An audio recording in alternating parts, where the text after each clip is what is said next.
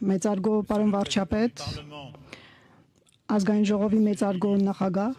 տիկնայք եւ պարոնայք նախարարներ, գլխավոր քարտուղարներ, տիկնայք եւ պարոնայք դեսպաններ, խորհրդարանականներ, տիկնայք եւ պարոնայք։ Ամեն ինչ արդեն ասվեց։ Ես կփորձեմ խոսել, քանի որ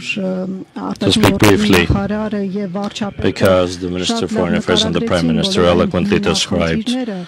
all the key problems that bring us together in this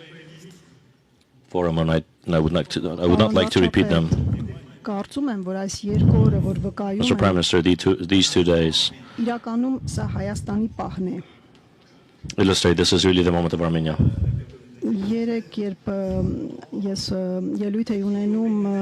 Yesterday, I was speaking in front of the French community. I said, who could imagine that 8 years ago, 4 years ago, it would have been possible to come together here in Yerevan as part of the European political community with 40 different heads of state and government as a part of a summit between Armenia and the EU. Very few really could imagine that. And something has changed in your country, which in the fall of 2020 experienced the war we all remember, that had extremely grave consequences. It's obvious that something has transformed here. This moment,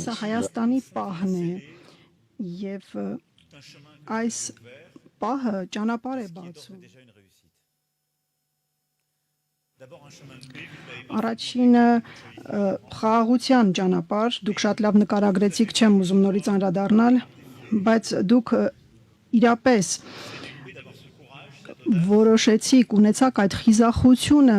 խաղաղություն հաստատել, այսինքն գտնել այն ուղիները, որոնք հարկավոր են Ադրբեջանի հետ խաղաղություն հաստատելու համար։ Եվ 22 թվականի Պրահայի գագաթնաժողովը, ինչպես Վաշինգտոնում նաև գագաթնաժողովը եկան եզրափակելու վերջնականապես այս խաղաղությունը, ինչպես ես ասացի, սա խիզախ եւ անհրաժեշտ որոշում էր, եւ այս որոշումը նաև ամրապնդեց եւ բերեց բարգավաճություն, երբ ես նայում եմ անցած 8 տարիները, Հայաստանում միջին աճը կազմում է 6%։ Այսինքն այս վերջին 2 տարիներին ավելի է մեծացել, սա արդեն տպավորիչ ցուցանիշ է, որը ցույց է տալիս ձեր մոդելի օրինակը, եւ դուք շատ լավ նկարագրեցիք քիչ առաջ այդ առաքինի օրինակը խաղաղության եւ բարգավաճության համար, եւ այս ամենը մի քանի տարի է արդեն զարգանում է։ Իրապես սա Հայաստանի պահն է, որովհետև այստեղ Հայաստանում են եվրոպացիները քննարկումներ անցկացնում, քանի որ դուք եք կազմակերպել եւ հյուրընկալել 8-րդ գագաթնաժողովը Եվրոպական քաղաքական համայնքի եւ այսօր առավոտյան Եվրոմիության եւ Հայաստանի միջև գագաթնաժողովը նույնպես քննարկեց մի շարք կարևոր ծրագրեր, որոնք խոստանում են զարգացում, ենթակառուցվածքների ոլորտում, ներդրումներ, անվտանգության ոլորտում եւ այլն։ Եվ այսօր այնիշ տեղի ունենում ձեր երկրում, կարելի ասել շատերը չէին սպասում նման պահի, եւ դուք կարողացաք մեկնարկել այս ամենը մեծ խիզախությամբ վերջին տարիներին, եւ սա խորապես փոխում եւ մեծ հաջողություններ եւ հնարավորություններ է ընձեռում Հայաստանին։ Ես նաեւ կցանկանայի, որպեսզի այս հայաստանյան պահը ուղեկցվեր նաեւ կովկասյան պահով։ Եվ կարծում եմ սա է այսօր հիմնական մեր մարտահրավերը։ Երկու համոզմունք ունեմ այս տարածաշրջանի վերաբերյալ։ Առաջինը, Հարավային Կովկասը չպետք է լինի կայսրությունների մրցակցության վայր, որոնք տարածաշրջանը դիտարկում են կարծես ավար կամ մրցանակ, միմյանց դեմ հանելով տեղի ազգերին։ Երկրորդ համոզմունքը հարավային Կովկասը կարող է վերականգնել, այ քարտեզը շատ լավ ցույց էր տալիս իր կենտրոնական դիրքը Եվրոպայի, Ասիայի եւ Մերձավոր Արևելքի միջև։ Եվ հարավային Կովկասում հնարավորությունները իրոք ընձեռում են հնարավորություն լինել խաչմերուկ այս տարածաշրջանում։ Լինել այդ միջին միջանցքը եւ սա ենթադրում է, որ պետք է սահմանները բացել։ Եվ ինչու եմ այդպես ձգտում, ես ցանկանում եմ, որպեսզի հարևանները դրսևորեն նույն խիզախությունը, ինչպես որ դուք, եւ ձեզ ուղեկցեն այս խաղաղության, ժողովրդավարության եւ բարգավաճության ճանապարհին։ Եվ որպեսզի բոլոր սահմանները բացվեն եւ բացվեն ամբողջովին, այս տարածաշրջանը շատ հաճախ քիչ է նկատվում դրսից, շատ հաճախ եւ երկար ժամանակ հերմետիկ ձևով փակ է եղել եւ ինչպես ասում էր Թուրքիայի հայազգի երջանկահիշատակ լրագրող Հրանտ Դինգը, պետք է կոտրել այն կողպեքները, որոնք մոտ ժողովուրդներին դարձնում են հեռավոր հարևաններ։ Եվ հենց դա պետք է արվի, որպեսզի Կովկասի պահը գա, որպեսզի սահմանները բացվեն։ Եվ իրականում Ադրբեջանի եւ Թուրքիայի հետ սահմանները բացվեն եւ որպեսզի չլինի որևէ սահմանափակում Վրաստանի հետ։ Սա է մեր համոզմունքը, սա պետք է լինի Եվրոպայի հանձնառությունը եւ նաեւ հանձնառությունը Ֆրանսիայի զարգացման գործակալության, որը շատ գործողություններ է իրականացնում Հայաստանում եւ մոտարապես 4 միլիարդ եվրոյի ներդրումներ են իրականացվել Կովկասում։ Ես ցանկանում եմ նաեւ ողջունել Ադրբեջանի կողմից Հայաստանի հետ ապրանքաշրջանառության սահմանափակումների վերացումը եւ հաղորդակցությունների աստիճանական վերականգնումը, բայց սա ընդհանրապես սկիզբն է։ Մենք նաեւ ողջունեցինք Թուրքիայի եւ Հայաստանի սահմանների բացումը Սիրիայից փախստականների կամ հումանիտար օգնության տեղափոխման նպատակներով, բայց սա առաջին ազդակն էր եւ մենք տեսանք, թե ինչքան կարեւոր է, որ սահմանների բացումը լինի լիարժեք, որպեսզի այս կովկասյան պահը իրականություն դառնա։ Եվ որպեսզի ձեր երկիրը եւ ողջ տարածաշրջանը դառնան միջին արևելքի, կենտրոնական Ասիայի եւ Եվրոպայի խաչմերուկը, եւ սա թույլ կտա ուրեմն օգտվել այն բոլոր տնտեսական հնարավորություններից եւ ստեղծել խաղաղության ճանապարհ եւ ոչ թե տարբեր կայսրությունների, խնդիրների եւ մարտահրավերների ճանապարհ։ Եվ այդ է պատճառը, որ ես ցանկանում եմ այսօր ողջունել Հայաստանի ջանքերը եւ Ֆրանսիան հավատում է դրան։ Ֆրանսիան ցանկանում է լինել Հայաստանի կողքին, այսինքն Հայաստանը հենց առանցքային այն հիմքն է դրել ամբողջ տարածաշրջանի խաղաղության համար, ամբողջ տարածաշրջանի հույսի համար։ Շատերը երկար ժամանակ մտածում էին, որ Հայաստանի ճակատագիրը միայն հնարավոր է Ռուսաստանի հովանավոր թևի ներքո։ 2020 թվականի պատերազմը, այն ինչ որ դուք ապրեցիք, այն ողբերգությունը, որ շատ ընտանիքներ վերապրեցին, տեսան, որ դա այն հովանավորությունը չէ, ինչպիսին որ շատերը պատկերացնում էին։ Տեսանք, որ Ռուսաստանը լքեց Հայաստանին եւ հասկացանք, որ այդ երազանքները իրականություն չեն եւ բոլորը կարծես սովորել էին, որ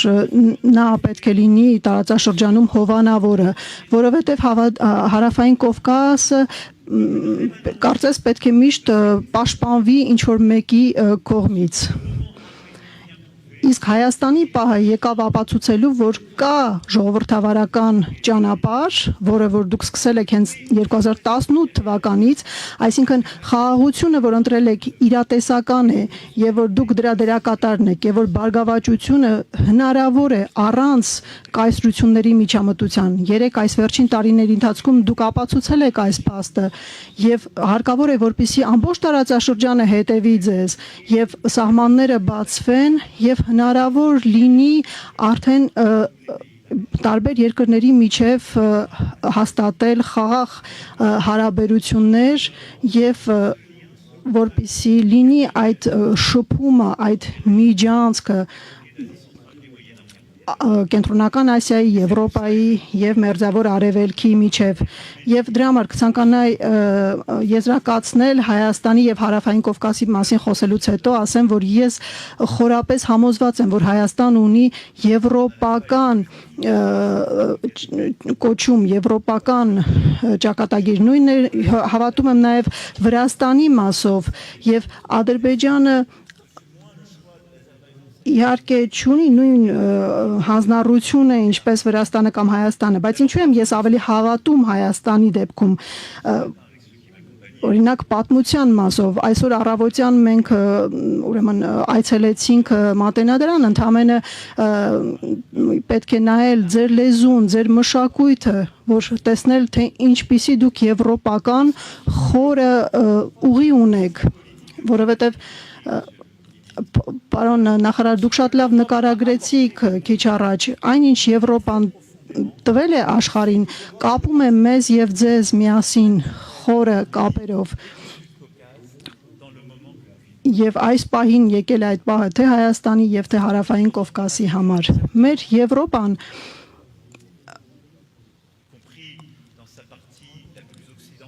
նույնիսկ ամենաարևմտյան հատվածը վերապրել է այն, ինչ որ Հարավային Կովկասում է տեղի ունեցել, կայսրությունների հակամարտություններ, դարերի ընթացքում մենք եղել ենք քաղաքացիական պատերազմների մասնագետներ, ինչպես ժամանակին ասում էին կայսրությունների միջով եվրոպացիները մի կայսրությունից մյուս կայսրությունն էին փոխանցվում սկսած Հռոմից մինչև ամենաանտիկ ժամանակաշրջանները մինչև Նապոլեոն մինչև 20-րդ դարի ամենաողբերգական էջերը այսինքն մինչև 1945 թվականը եղել են այսպիսի կայսրությունների տարածաշրջանային հակամարտությունների առանցքում եւ երկրորդ համաշխարհային պատերազմից հետո այս ամենից հետո մենք ստեղծեցինք այդ առանձնահատուկ քաղաքական այս մոդելը, այսինքն տարածքային ինքնիշխանություն ազգային ինքնիշխանություն, այսինքն մենք ստեղծեցինք մի մոդել, որը թույլ է տալիս հարգել միմյանց եւ հաստատել կայուն խաղաղություն։ Սա է եվրոպական միությունը, սա աշխարհաքաղաքական մի կառույց է, բացառիկ, որը թույլ չի տալիս այլևս այսպիսի դեգեմոնիալ կայսրությունների միջև հակամարտություններ Եվ կարելի ասել, որ Եվրոմիությունը ստեղծել է այս արժեքները, ասելով, որ մեր արժեքները, իրավական պետության արժեքները, որոնք մենք առաջ մոռացել էինք, հիմա մենք գտել ենք եւ մեզ համար դա պետք է դառնա կարծես մի խարտիա։ Սա մի գանձ է մեզ համար, իր խոստումը նա կատարել է եւ մենք արձանագրում ենք կայուն խաղաղություն երկրորդ համաշխարհային պատերազմի ավարտից հետո եւ այնուհետև մենք որոշել ենք ընդհանուր շուկա բացել Եվրոմիության համար եւ ես հուսով եմ, որ կունենանք նաեւ աշխարհաքաղաքական հզորություն եւ Եվրոպան պետք է լինի ոչ հեգեմոնյան, այսինքն հարգի յուրաքանչյուրին իր դնթով եւ իր դնթով նա կարելի ասել Հայաստանի դաշնակիցն է այն ճանապարհի համար, որ Հայաստանը իր համար ընտրել է։ Այն ինչ որ դուք հենց նոր նկարագրեցիք շատ լավ պարոն նախարար, այսինքն չպետք է լինի որևիցե մեկ այլ տիրության թևի ներքո կամ մեկ այլ տիրապետության ներքո, որոնք կարող են խոստանալ կարճաժամկետ խաղաղություն, պետք է շարունակել այդ ճանապարհը, ինչպես Եվրոպան դա արել է, եւ հաշվի առնել, հիմնվել հարգանքի վրա, եւ մենք միասին ինչ ենք կիսում եւ սա հենց եվրոպական քաղաքական համայնքի ուղերձն է եւ ես տեսնում եմ որ դուք նույն պատմությունն եք գրում եւ ես տեսնում եմ որ դուք այնինչ դուք հիմա գրում եք որպես պատմություն կապում է մեզ եւ ձեզ ինչ տեղի ունեցավ